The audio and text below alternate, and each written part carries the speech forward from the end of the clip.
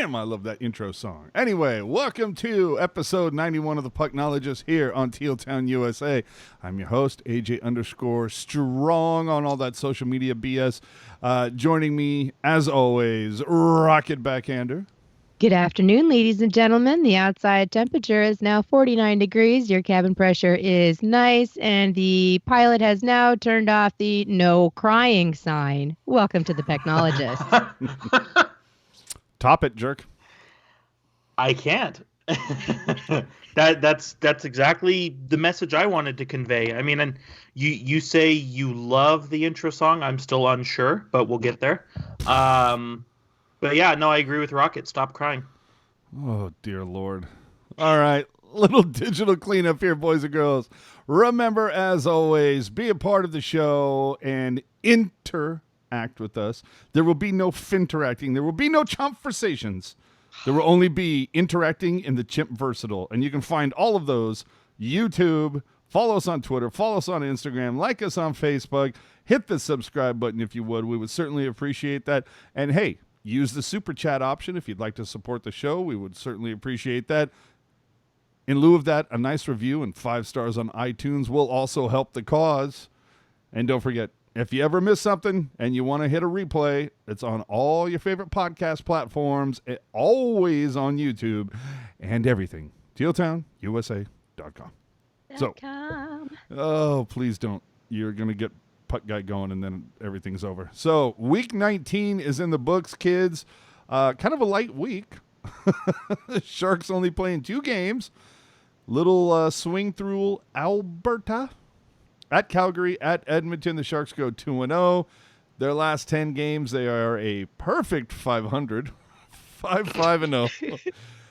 Now only 9 points out of the wild card. A week ago it was 11, but that's okay. Because nobody wants to win the goddamn Pacific right now. Only 4 points separating 1 through 5. We shall start in Calgary, people. And the Sharks get a 3-1 victory during a milestone-filled night. 700th NHL game for Evander Kane. 1,500th NHL point and 800th assist as a Shark. At this point, let's be honest. Joe Thornton, whenever he just shows up, it's probably a milestone for him. Brent Burns got his 500th NHL point, and Latunov and Alex True would make their NHL debuts.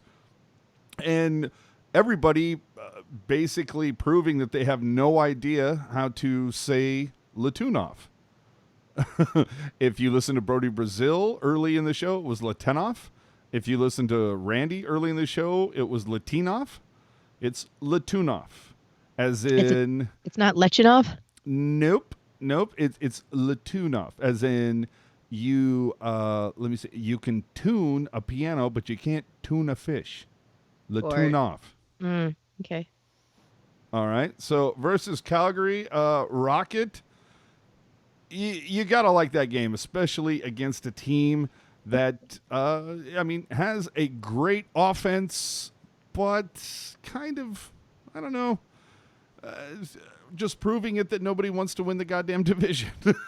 Yeah. No. Yes. 100% so. It is the revolving door of injury for every single team in the Pacific, regardless of whether or not they want to admit it.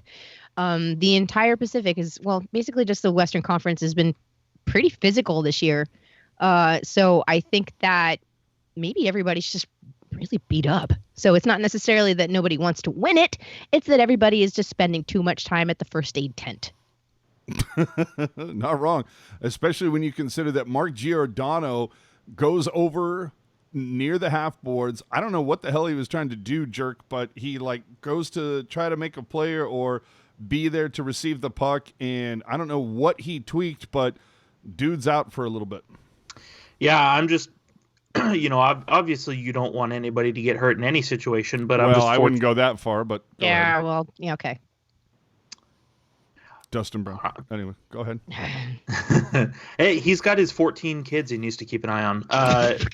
So you obviously don't want to see anybody get hurt, but I'm just glad that, if the universe demands Giordano get hurt that night, I'm just glad that it wasn't at the hands of somebody on the Sharks.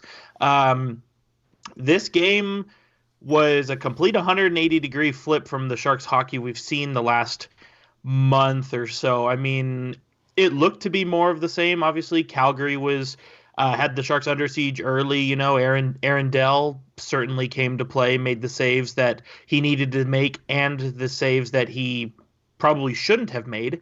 And I think it pumped the Sharks up, and they were able to come back and play a second and third period as well as they could have, and they were able to come back and get a win, a very important win. As you talked about, AJ, nobody wants to win the division, and that's the perfect time to try and make some ridiculous, improbable comeback. As Rocket and I always like to say, this is right where we want to be. I'm just saying right now, every game that the Sharks play in for the opponent, it's the trap game. Just putting that out there. Deal with it. Just deal with it. So following the game at Calgary, Sharks would move over to the other part of Alberta that anybody cares about, Edmonton. The Sharks would give up 2 goals within the first 5 minutes and 20 seconds in this. Both goals coming within 80 seconds of each other. And then the Sharks rattle off 5 straight. And Aaron Dell remains undefeated versus Edmonton, currently 5-0 with a .904 save percentage over the whole time. And the best part of this game, Maxim Letunov notches his first NHL goal. Alex True gets his first NHL point. And Jerk, like we all know, we're going to be seeing call-ups. Whether it's the fact that Couture's injured, whether it's the fact that Hertl's injured, whether it's the fact that Sorensen and Gambrell not exactly lighting the world on fire. And remember, Shellman was playing really well before he was injured. So it wouldn't surprise me if we see another call-up or two, but you got to be excited for Letunov and True getting their first points within their first 2 NHL games. Yeah, absolutely. And I think the biggest thing for those guys specifically, but also, guys around that age in general, and guys of that stature. Obviously, both of them are 6'4" and 6'5" for Alex True. They're big guys, but they can still skate like they don't weigh, 2 tons, and they know how to use their size physically and into their advantage.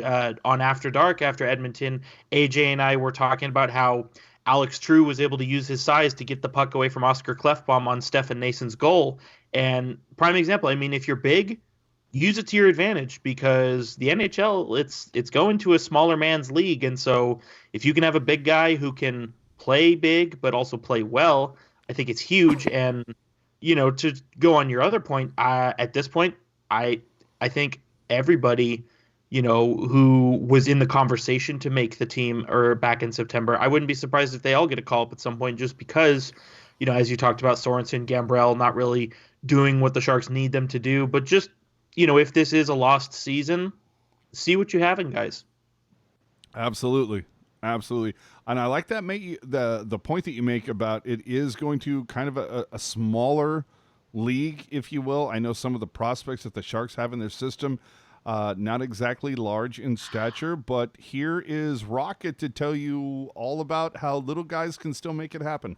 I was about to explain to you why I was such a fan of Sean Doogie, and that this shift, I'm hoping that's where you're going, because this shift towards smaller guys, like I am 100% behind the shorter skaters. Okay, for example, Kendall Coyne, right? Kendall Coyne is Rocket sized, or Rocket is Kendall Coyne sized. We're both 5'2". She beat all but one guy in the NHL in the fastest skater contest, and they are all at least 12 inches taller than she is.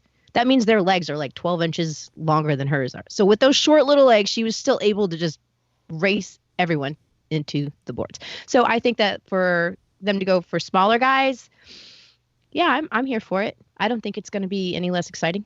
I'm ready. All right. Well, by the numbers, it's been kind of an interesting look. This whole season has been a little bizarre, if you will. The power play, the November 17th through the 31st, 2 for 49. Then the beginning of 2020, they roll those, what was that, 6 games? 1, 2, 3, 4, 5. Yes, 5 games. I'm sorry. 5 games. They're 5 for 13 on the power play, killing it. Since Pavelski's return, 2 for 18. I'm sorry, whose return? Yeah. I'm sorry? Exactly. During that same stretch, the penalty kill through the first 5 games, 100%. Since Pavelski's homecoming, 18 for 24 for 75%. Are you saying, is that an English word you're saying? Oh my God! I've never heard that word before. Is he new? Stop. Oh, Stop. what? Oh, so I'm not allowed to be annoying, just you are? No, I'm not saying that. Do No, I not got you. do not shit on my captain. That's what I'm saying. Hashtag not my captain. Yes. Hashtag not my captain. Aaron Dell, his last 5 starts: 903, 968. Hey now. 941, 929, 897. Okay, not the best. But Jones, over his last 5 starts, you're gonna hear a lot of 8s. 833, 895, 828. He did put together 2 good ones, 955 and 963, but I think at this point we can kind of say that Aaron Dell has obviously taken over the goalie position, and it's essentially a case of just keep throwing him in there until something goes incredibly wrong, or until you can trade Dell for like some awesome things. Well, and I think the record should show that game that he had in 897 was a win. Yes, it was. Okay. So, I mean, you could make the argument that... No, you are wrong. Am I wrong? Yeah, you were looking up. It was a 4-1 loss to Vancouver. I'm looking it up. Well, Vancouver doesn't exist, so whatever. But no, the 897. But he did put up a 941 versus Tampa Bay in a 3-0 loss. Well, there you go. Wow. Yeah. Ooh. But I guess I could still make my point. Like, Same point. There are gonna be nights where the offense is going to let you down and you need your goalie to give you a chance. Tampa Bay. There's also going to be a night where the goalie lets you down and your offense needs to bail you out. Edmonton. So It's almost like it's a team effort or something. I mean, it's still too early to tell on that one, but Small sample size. I think if we can get some harmony here going, I think that'll mean some good things, if not for this year, then next year at least. Because, I mean, it's not a secret that I would say probably 74% of this roster will be back next year. So why not build good relationships now, As you should. And, really quirky schedule over these kind of 2 weeks where there's like played last Thursday, no games, Friday, Saturday, Sunday, game tomorrow. Then nothing until next Friday and Saturday, and those are back-to-backs in the land that Wi-Fi forgot. It's going to be – it's just – I don't know. What a quirky scheduling thing it is. But either way, I think we all have to at least enjoy the fact that right now the Sharks are on a winning streak and haven't been on one since like the early time of January. So it's been 87 years. it certainly feels like it. And Calgary is not going to be a pushover on Monday. It's going to be, if you're listening to this tomorrow, Calgary will not be a pushover tonight. Watch, narrator. They were a pushover. I mean, they're going to be pissed that they lost. Yeah, they're going to be pissed.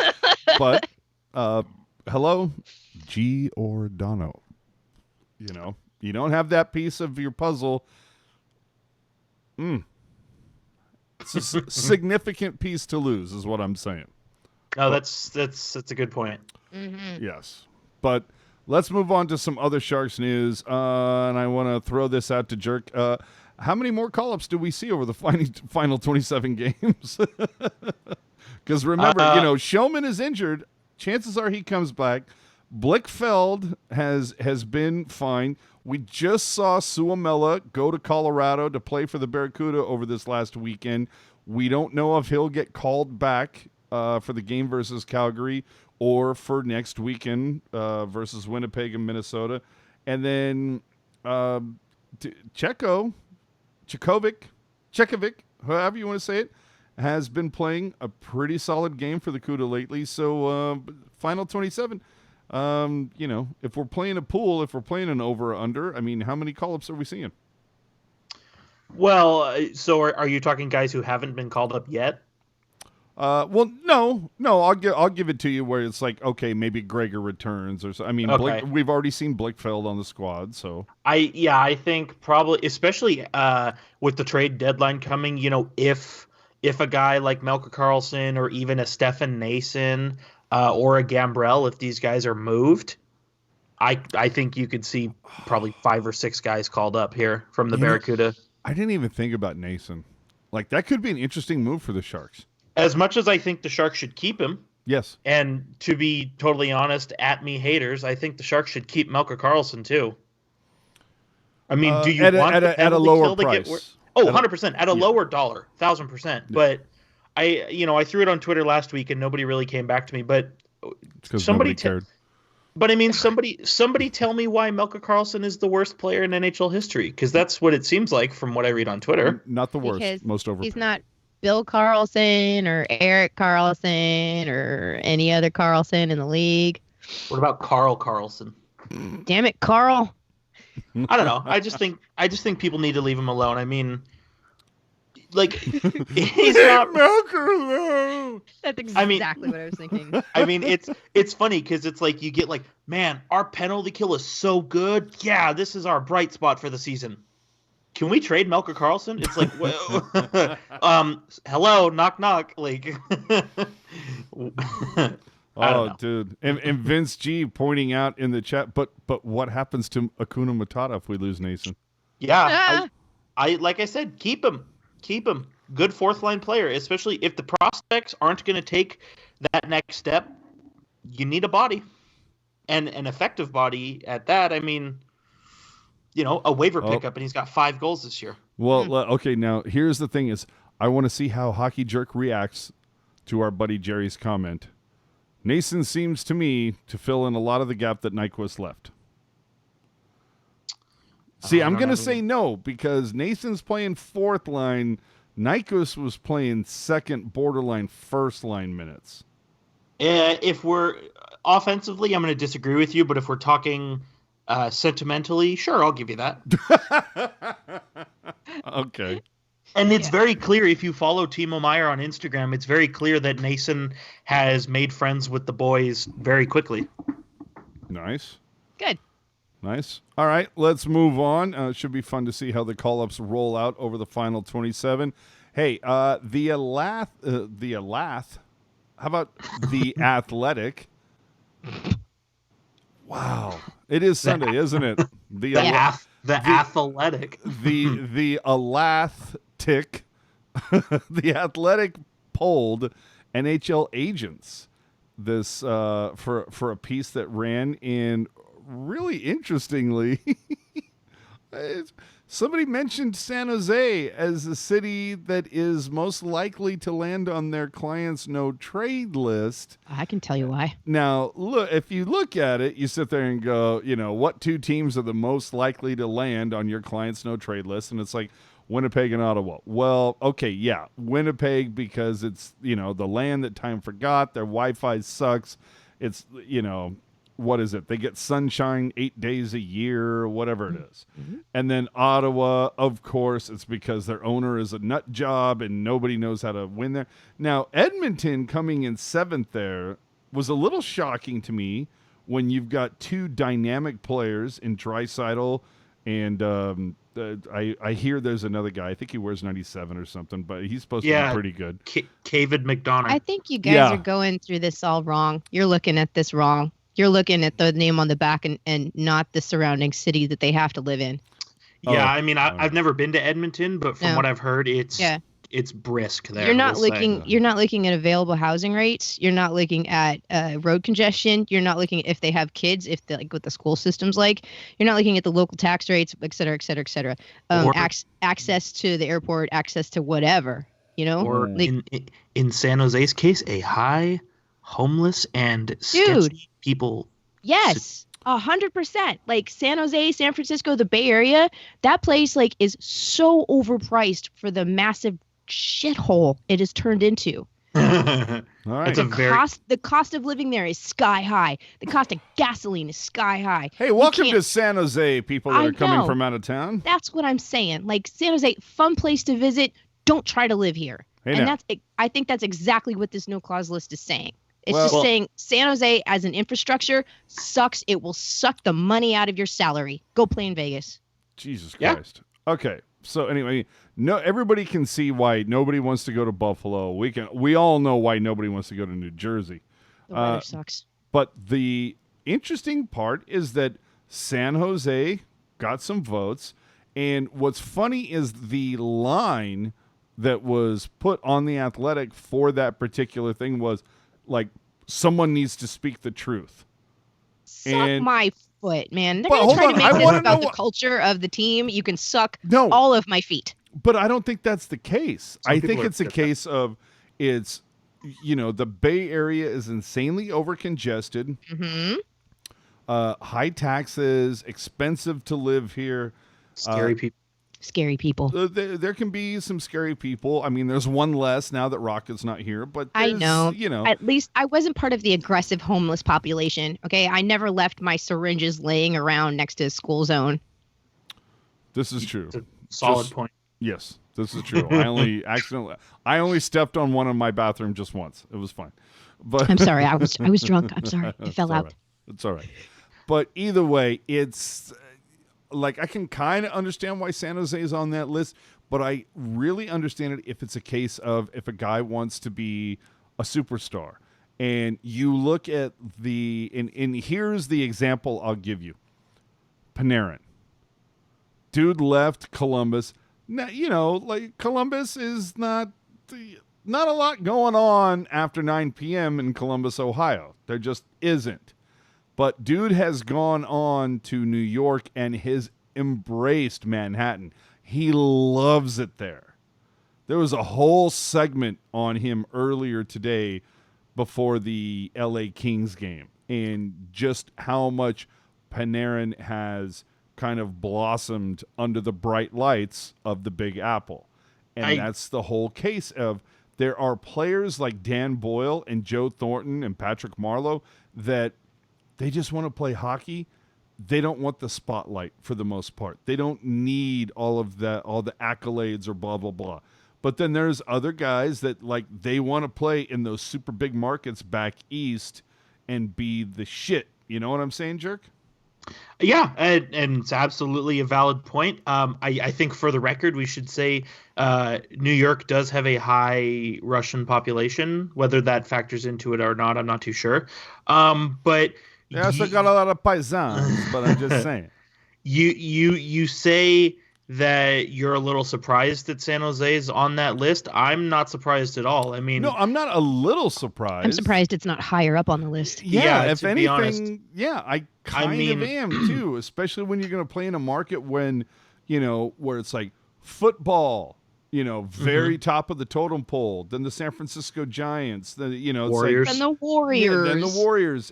Actually, and the Warriors and the Giants might be interchangeable depending on what part of the Bay Area you're actually standing in. Mm-hmm. But in all of the areas, San Jose holding up that pole. Yeah. By standing on the shoulders of the San Jose Earthquakes. But go ahead. Yeah, it's because the way I'm looking at it is like, Rocket mentioned a lot of good points. You have, it's very expensive. It's very, there's a very high homeless population. A lot of, a lot of those, and I hate to say it, but I've been to cities where there's a homeless population, and aside from the fact that they're in the middle of the sidewalk, like that's the only problem.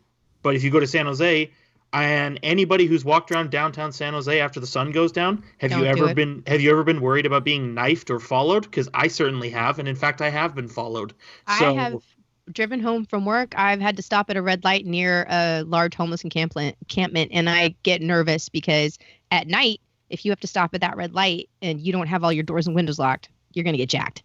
Yeah, so there's those two obvious things. I think that also something that's not excuse me, something that's not talked about as well as, people hear San Jose and they say, oh, San Jose's in California, sunshine and the beach and all that stuff. It gets lumped in with LA, and then you come to San Jose and it's like, oh, this place is kind of dumpy. There's no beaches near here, and the That's beaches not true. There is. Well, Oh shit! Here we go. Oh, okay. Never mind. I see where you're going. Okay.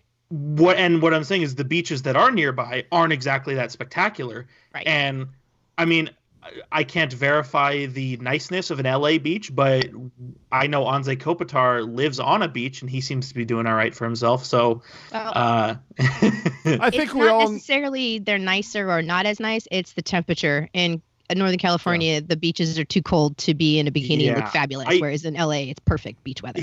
My abstract here, my TLDR is I think people tend to overvalue San Jose. That's all I'm saying. Okay. Speaking as somebody who was born there. I'll give you that.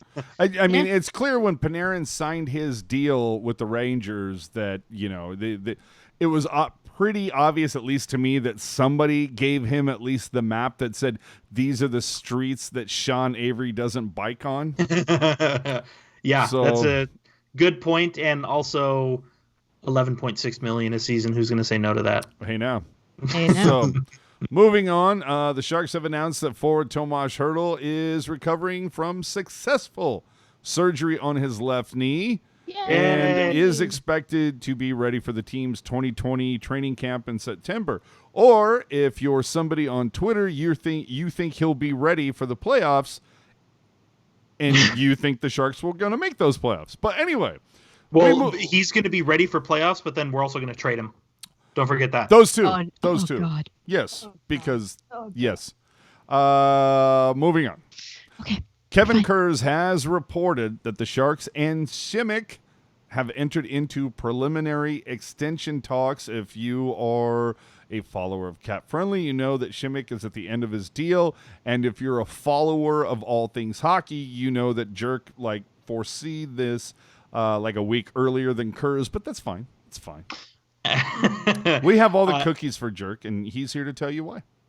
Well, I should clarify. It was only a day, not a week. I would love if it was a week. But no, let's see. Today's Sunday. So Friday, February 7th, I threw out a tweet there. At San Jose Sharks, extend Simek. Innocent. Somebody tried to tell me that Simek sucked. I don't know where that came from. And then Kevin Kurz, our friend of the show, friend of the account, throws on Saturday, February 8th, the Sharks and Radim Simek have talked about an extension. So I don't want to say that I convinced him to talk about it, but it's possible. But I know it happen. I do know AJ Strong does own 2 Simek jerseys. Maybe that has something to do with it. Perhaps.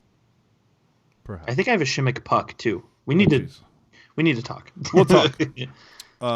Finally, draw the Simic circle. Okay. One more thing about Simek I want to say. Sure, why not? You haven't wasted enough time. Go ahead. So, there's only 2 games this week. Exactly. Say it. Go ahead. So there's Type evidently 45. on the Sharks subreddit, there's this thing where somebody will post the letter G, and then somebody comments O, and somebody comments S, I, and eventually you read down the Reddit thread and it says "Go Simek," and so because the Sharks evidently are woke, they threw on Twitter, I think before the game against Edmonton, they said "Will start" and posted a picture of Simek, and it just had the letter G. You can go on the Sharks Twitter and see this, and I think that kind of fan interaction and listening, I think that's really cool. Wouldn't be the first time the Sharks stole something from somebody else off social media. Just Hey now. Hey now. You know what? Let's talk about the youngins for a hot second. Ooh, Barracuda.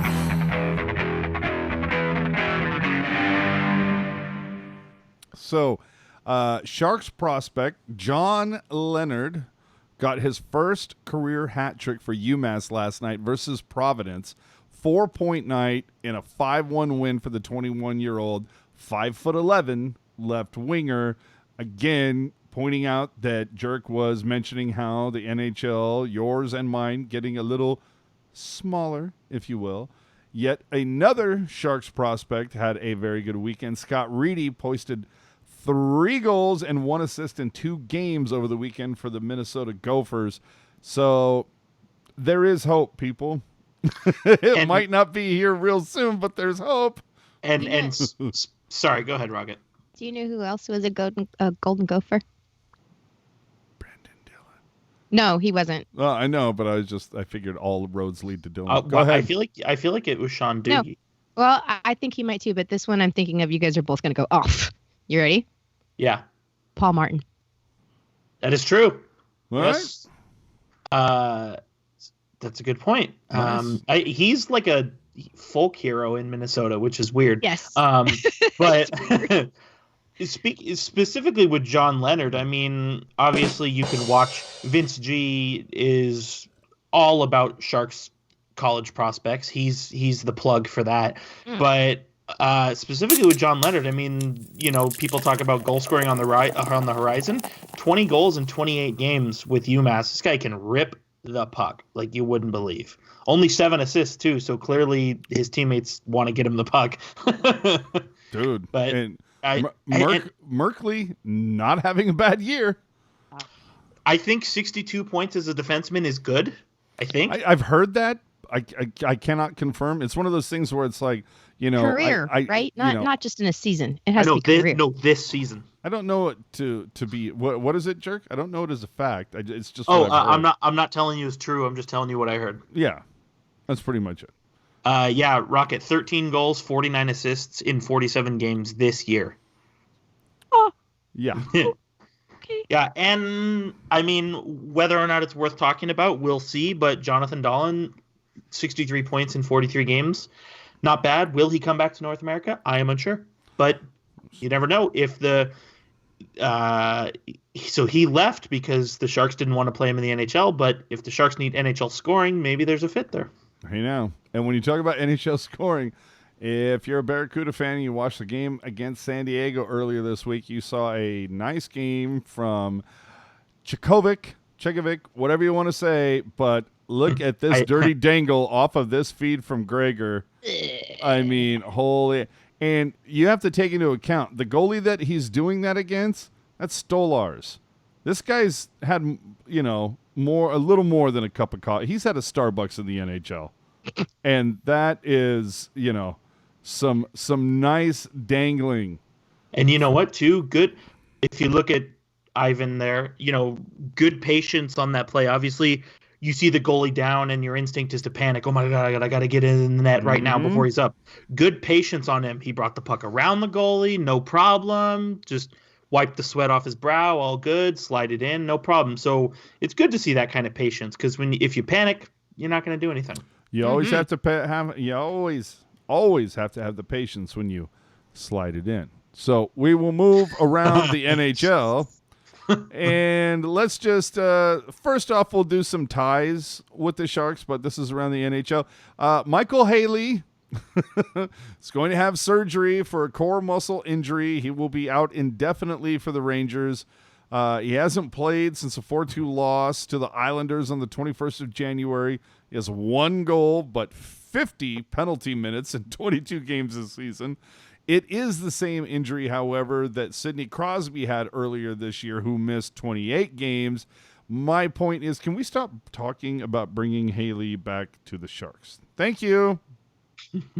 Well, and I think the reason why he needed that surgery is because his time spent as Sharks fans' punching bag has finally caught up with him. I've told this story a dozen times. I watched the guy take a Brent Burns slapper at like 4 feet, right to the nuts. Oh, jeez. Yeah, he had to crawl over to the boards. He stood up, sat down on the bench, threw up a couple times, then got back on the ice. Sounds about par for the course. Yeah. We've all been there. So, yeah, I feel bad for the guy. Yeah, seriously. Hey, you want to talk about a guy you feel bad for? Let me introduce you to Mikkel Bodker. I don't feel bad for that guy. Mikkel Bodker has scored his first goal of the season Saturday versus Winnipeg after being a healthy scratch for 43 of 53 games. So did he finally get the message? I just like. Okay, now $4 million a season. Let's remember. It's going to be a 20-goal scorer. Yeah, no. You know what? Not a ridiculous expectation at the time. Not a ridiculous expectation, but those of us who live in reality knew that it wasn't going to happen. Well, as Thanos said, reality is often disappointing. Oh Lord, I'll be back. Either way, dude. Yes. Dude. Vodka. Yes. If you're healthy scratch for 43, what did we fleece from Ottawa for the Botker move? What did that end up happening? Mike Hoffman. Oh Jesus! No retained salary, no draft pick compensation. You know what? Still, maybe should have kept. Christ Almighty! Yeah. Jeez. But I like even though Bodker obviously didn't meet expectations when he was with the Sharks, like. He still provided something, right? Yeah, well, evidently doing nothing in Ottawa, and we're talking about frickin' Ottawa here. Well, that's what I'm saying. It's like didn't give the Sharks what they'd hoped, but he still gave something. And then to go to Ottawa and to be just a passenger, it's like, what the hell happened? I'm telling you. All right, let's run it back. All right, so. After Bodker, we move on, and this is the Hockey Jerk segment for the next, 45 seconds, because he wants to tell everybody that there's some guy, I've heard his name is 16, I can't remember, but there's some guy in Dallas that's heating up with 4 goals and 2 assists over his last 5 games, 2 of those coming on the power play, and if I remember correctly, I think they came within like 20 seconds. Yeah, so when Corey Perry dodged his suspension, no, I'm just kidding. Former Sharks captain Joe Pavelski, my favorite player. My Pavs. Coming around finally. I mean, better late than never, right? But it's just on a personal standpoint, like. It's good to see because even though he's not on our team anymore, he still was and is a big part of like the folklore of our team, right? For sure. And so you want a guy like that to be successful. Like you don't want to just wish misery upon somebody for no reason. So I'm sorry, weren't we just talking about Mikkel Bottker? Well, yeah, but there's a reason for that. Yeah, exactly. Okay. He just said wish misery for no reason. That was a caveat. Yeah, so I obviously happy for Pavs. And I just want to say, I thinking back to 17-18, thinking about the beginning of this year,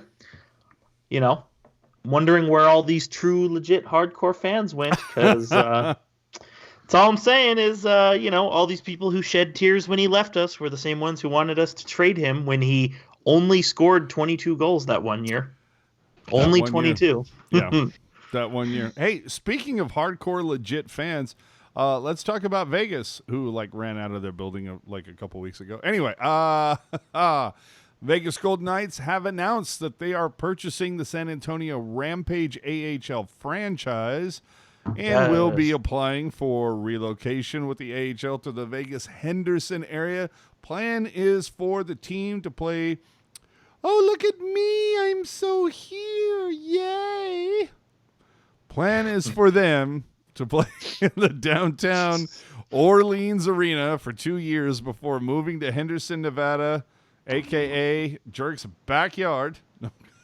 Could be.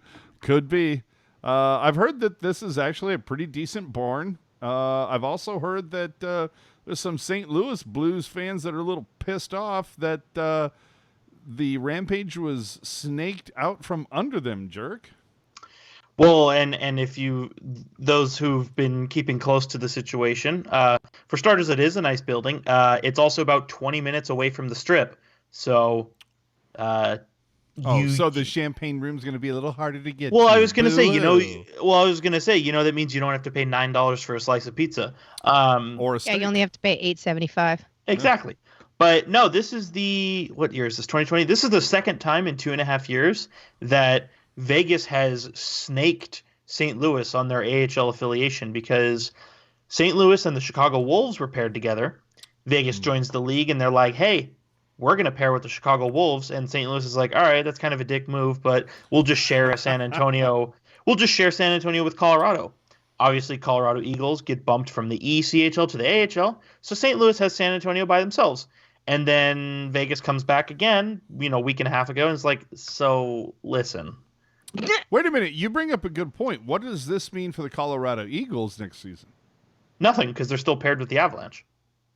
But does that mean with the division they play in the AHL, will they move out of the same division as the Barracuda are in? I am especially, unsure. I was going to say, especially, isn't Seattle putting a franchise in Palm Springs or something for the AHL? Somewhere random. Yeah, they are. That's a solid point. Although I wonder if they might do some finagling on the divisions, generally speaking, because for those who don't, I believe that's pronounced finesse. Because for those who don't know, the reason why, and actually no, Pacific Division's the only division with 7 teams, so Colorado will get to hang out for at least another year. All right. But the reason why the AHL determines playoff matchups and standings by points percentage is because not every team in the AHL plays the same amount of games. Yes. Every division except the Pacific plays, I want to say 72, and the Pacific plays 67. So the goal when San Antonio moves, no, it's not. And then when La Jolla or Irvine or wherever this new AHL team is going to be, they're going to try for a more balanced schedule, I think. And the only thing I worry about that is you expose your AHL players in the Pacific Division to have to take Southwest Airlines to road games. But see, that's just it. Is that AHL is it's a bus league. And that's the reason why everybody back east has 10 more games, because of the travel budget. Yeah. Like, they don't have the money to send the North. And it's between the money and the travel time. But I think it's probably more of a financial thing. Like, how are they going to just magically fix it? Just be like, oh, there's more money in the AHL now, we're just going to have everybody on the same schedule? Or are they going to reduce the number of games for the East Coasters and maybe bump the Western up again, 5-6 games? How do you think they're going to do that? I could see them do that. I think they'll also probably try and put more days off in the schedule, because the AHL, believe it or not, they take back-to-backs one step further. They do back-to-back-to-backs. Oh God, I'm tired. So I think they might post that on Pornhub. So that I could see that be something that they try and eliminate. But as an aside as well, when the Barracuda went to the Western Conference Final, I'm still tilted that they weren't allowed to use the Sharks' private plane, because as we know, the Sharks had already been bounced for 5 weeks by that point. Yeah, that was some horseshit. Let's move on a little bit more. Due to a weird scheduling quirk, and this is more I don't know that we need to talk about this. This is more kind of a, the more you know kind of a thing. Due to a weird scheduling quirk, Las Vegas was away from their home arena for almost a month, 27 days, between some games on the road, then the mandated break off, All-Star, blah, blah, blah. Either way, in their first game back at home with their new coach, Peter DeBoer, Vegas took a 3-1 lead into the third, and in the third period, they gave up 4 goals, and they were able to push it to overtime. They ultimately lost. I'm just saying, man, that sounds familiar. For St. Louis, the Blues evidently are retiring Chris Pronger's number. My question here is, why? Well, franchise icon. I mean, he's a team. Dude, there's a lot of franchise icon. He never won a cup. Had he won a cup during his, I think, 9 years here in St. Louis? Sure. Absolutely. But I look at Joe Thornton and I sit there, dude, Pronger, 9 years. How long has Pronger been out of the game? 5-6 years? 8. Okay, so even more. I'm retiring Joe Thornton's number, but how long did Owen Nolan play with the Sharks? He never won anything here. He never won anything anywhere. The way I look at it is, of the 5 teams Pronger did play for, it is the team he played for the longest. He also won a Norris Trophy there, won an MVP trophy there, 5-time All-Star. So you're basically saying it's like a Dan Boyle situation. Yeah, just let him be beloved to St. Louis and stop bitching about it. Okay, but I'm just saying, as a fucking San Jose fan, all I remember is him being a big, whiny defenseman in 2000. That's what I fucking remember him for. That's what I'm hanging his number for, is big fucking whiny defenseman. Oh my God. .com. Can we Photoshop that banner? Please, can we Photoshop that? Please. Oh, it's dot matrix, bitch. Okay, I was gonna say, I need it. Can we get some? We need to get Puck Guy to make us a dot matrix paper. Well, we'll see if he can use his good eye as a retirement banner. And then as it's raised, you just hear meat. Well, we'll see if Puck Guy can do that with his good eye. Hey, Jerk. Can I just impart some knowledge onto you, and then you will tell me what you feel about it? Sure. I'm going to just say, in 17 games this season with the LA Kings, there's a guy by the name of Ilya Kovalchuk. 3 goals, 6 assists, 9 points, a -10 in a city of sunshine. But yet, 15 games, so 2 games less, 15 games in Montreal, 6 goals, 6 assists, 12 points, a +6. So, what is the difference with Kovalchuk? And let me preface this with, is this a case that we can stop talking about, oh yeah, the Sharks should have kept Pavs because look at how great he's doing in Dallas? And then there's the other people who's going, yeah, man, the fucking Sharks should have kept Nyquist. Look at how great he's doing in Columbus. Or Sharks should have kept Donskoy. Look at how great he's doing in Colorado. Assholes, if you leave a team, it doesn't mean you're going to do the exact same thing as you did with the team that you left. It's a good point. Thank you. Obviously, I'm just want to say really quick, who called this when no one else did? Me. But Cookie, also Cookie. You're the only person that had faith in this guy. You in Montreal. That's it. Yeah. But a couple of things here. Obviously, number one, he's being played in a position where he can actually succeed. He's not on the fourth line having to drag around 2 anchors. He's not playing for a head coach that do not bring Michael Haley back in this conversation. He's not playing for a head coach that hates him. Helpful. Do not bring Melker back into this conversation. So that's obviously good. But I think too, obviously those are 2 big things. I mean, better opportunity, a coach who doesn't hate you. But I think also when you're in a bad situation and you get into a good situation, you're immediately happier. And as I've said before, happiness makes you work harder. And that's not to say that Ilya Kovalchuk doesn't work hard, but the fact that he's happy certainly pumps him up. And here's I know Rocket backhander to talk to you about her ex-boyfriends. Go ahead, Rock. No. I just want to know. So I don't mean to diminish Kovalchuk's beautiful performance with the Montreal Canadiens this season and how much joy he obviously has but here playing she that is game. About to diminish it. Go ahead. I just, does that mean his experience in the NHL, Ilya Kovalchuk is basically a shelter pet? I think I know what you mean by that, but can you elaborate? When they say shelter pets, when they're picked up and they know they're adopted, they're extremely happy. And usually shelter pets they make better pets because they know that they've been rescued. I wouldn't. We're still trying to determine if we're talking about a hockey player or Rocket's ex-boyfriends, but go ahead. So, next week's Pucknologists will be just Rocket and I.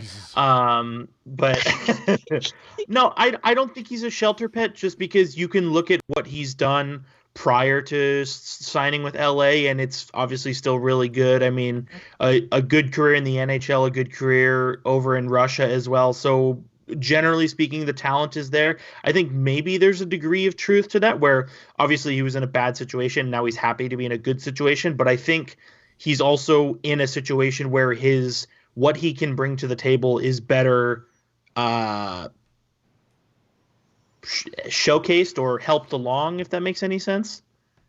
I'll Like, buy it. like it's not a situation where it's like, yeah, well, whatever. We're just gonna leave you over here, figure it out. Like they're like, oh, you're good at this. Okay, we'll put you in a position to do that. That's all I'm saying. And Jeez. I know Rocket watched his overtime winner last night. How about that, Sally? Oh, I did. Okay, so I know that Kovalchuk haters are going to say this. They're going to be like, that's really selfish of him to point at the stands and point at the manager after he won. If I was a good teammate, he'd be pointing back to the bench and like wanting to hug his teammates. Man, like that was Did the hug his only teammates. I know, but he was like jumping for joy and yelling and pointing up at the GM, like telling him basically, thanks for believing in me. Yeah. And that was a beautiful thing. But I know that there's people out there who are going to view his celebration as like a detractor against him. Well, And Adam of those, Oates? yeah, I guess. And he can also suck my feet. Okay, there's a foot So sucking tonight. basically, Those are like pretty trying small to trying feet, to trying to make Yeah. it. You're saying like trying to make it all about himself, kind of thing. Yeah, like he's look at him, he's showboating. It's and it wasn't. It 100% is not. No, he's pumped. Yes. That's a good. It was a good sell. He scored another overtime goal at the beginning of last week against the Ottawa Mhm. Senators.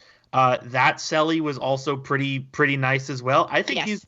he's just pumped and by all accounts, everything I've read, everything I've heard, even when he was on LA when things were really bad, like LA told him like you can practice with us, but we're not going to play you, and was still a good teammate, showed up on time, did his thing, and was just a good dude and a good teammate. And so if you can be that way in the shittiest situation, like you want a guy who's that good of a guy, good of a teammate to be in a good spot. And I mean, 2 KHL championships, Olympic gold medal, KHL playoff MVP. I mean, thanks for All right. coming, right? Yeah, right. We got you. And for those of you interested in Rocket's feet, it's not going to take long. They're like that big. So let's move on to our final things. There you go. There you go. See, very tiny. They're not very tiny. No, very tiny. So for those of you who are alcoholics like myself, hey, New Amsterdam has a new bottle out there. So, first there was chum beer, then there was the vintage 408 wine, now it's vodka. If anything, I think we can look at the Sharks and say, well, clearly you saw this season coming because you've given us so many options to, get, fuckered up with. I would call it self-medicating. Yes. Yes, I would. We are a self-medicating fan base. And what? Talk about people who need medication. Have you ever shopped with Fanatics? Okay, so Oh, God. this is our another weekly Fanatics Sucks segment. Here it goes. I'm going to make it real quick. Why do we not have a transition graphic for that? Well, not a transition, but I'm working on it. So the Fanatics have evidently worked with Brent Burns. And I'm not blaming this on Brent Burns. I'm sure his agent or whoever comes to him and says, hey, here's a way we can do charity or something. And he goes, fantastic, because Brent Burns is that kind of guy. But Fanatics is not that kind of guy, so to speak. So either way, Fanatics rolled out this MVP experience with Brent Burns. So here's the deal. You give us $1,000 minus a penny, but $1,000. Now, I will say, this $1,000 is for 2 tickets, so it's basically $500 a ticket for this this MVP experience. Now, let me just elucidate for a hot second and explain to you what this is. This is like a 2-hour window where you're broken into groups of people. And based on what the explanation is on the Fanatics website, is that you're, allowed to bring one item in and he'll sign that. He'll come to your table of people and he'll spend all of 3 minutes with you based on what it sounds like. Part of it also is you can submit a Q&A. You can submit a question for the Q&A that you have to pre-submit it so they can review it and, say that it's okay and blah, blah, blah. But Brent, I don't understand how in 2 hours Brent is, and I think this is limited to 100 people, if I'm not mistaken. But trying to figure out how Brent Burns is going to bop from table to table to table to do his little, hey, how you doing? And then, okay, here, let me sign that for you. Let me sign that for you. Then you're also guaranteed a photo with Brent Burns in what sounds like a professional photo. The reason why I'm talking about all this, Oh, no. and I don't know what the hell just happened in the background, but the reason why I'm talking about all this is that this has been on sale now for, I think, about a month. And they're pimping this, saying, oh, my God, these are almost sold out. These are almost sold out. Well, you know what? I live in the world, or at least I used to live in the world of sales and stuff like this. And when you weren't selling well, you give a discount. And earlier this week, and this has not been on sale that long, for a couple weeks, it's been on sale. This is it. And now, boom, you can get a nice little code. I believe it's like store 40 or something like that. I'm sure you'll find it on Twitter if you're interested in this. All of a sudden, 40% off. All of a sudden, that $1,000 ticket is only $600. And remember, you get 2 tickets, so it's $300 per person, but throw in the sales tax, $325-ish per person. How pissed off are you if you bought the $1,000 ticket for this? How are you not calling whoever the people at Fanatics saying, yeah, I want my 40% back. I want my $400 back. Yeah, but AJ, you're running under the assumption that Fanatics sold a single one of those tickets under that original price. Well, I would assume they sold a couple, because the one thing that we are never, ever lacking is people that have too much money that don't know what to do with it. Especially in the Bay Area. Hey, now. So either way, I just wanted to put that out there. Burns, Fanatic, whatever that money's going to, I hope you raise a lot of money, but I'm just saying, if I'm someone who paid full price and then I see that down the pike 3 weeks later, I'm a pretty fucking pissed off fan. I would like the record to show, from my perspective, I wouldn't go to that event if it was free. No, I have gone to that event when it was free. It's called Practice. Exactly. Yeah.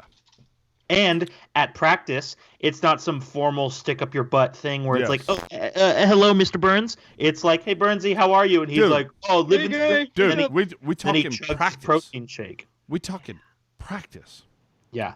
You know what the cool thing is, though? Tracky.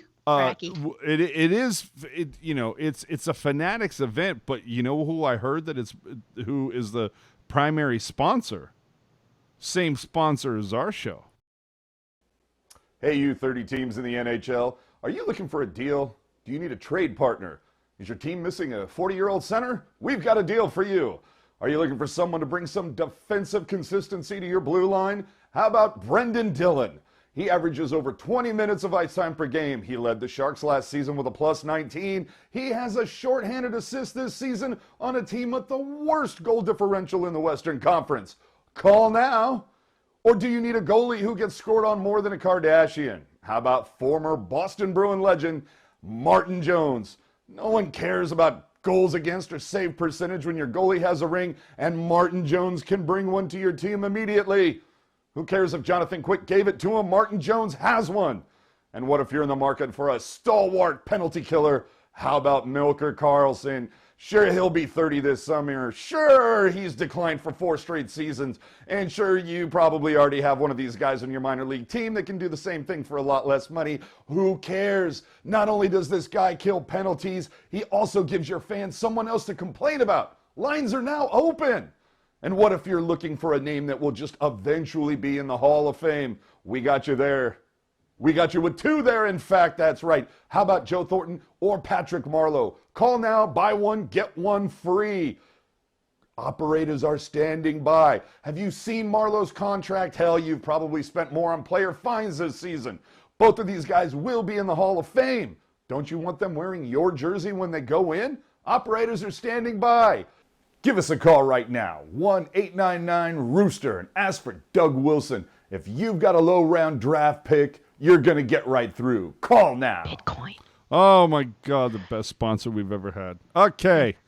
So with that, I think it's, Type 45 went out the window about 15 minutes ago. So, Rocket Backhander, good evening, Rocka. Good evening, ladies and gentlemen. My name is Rocket Backhander, and this was a lovely flight.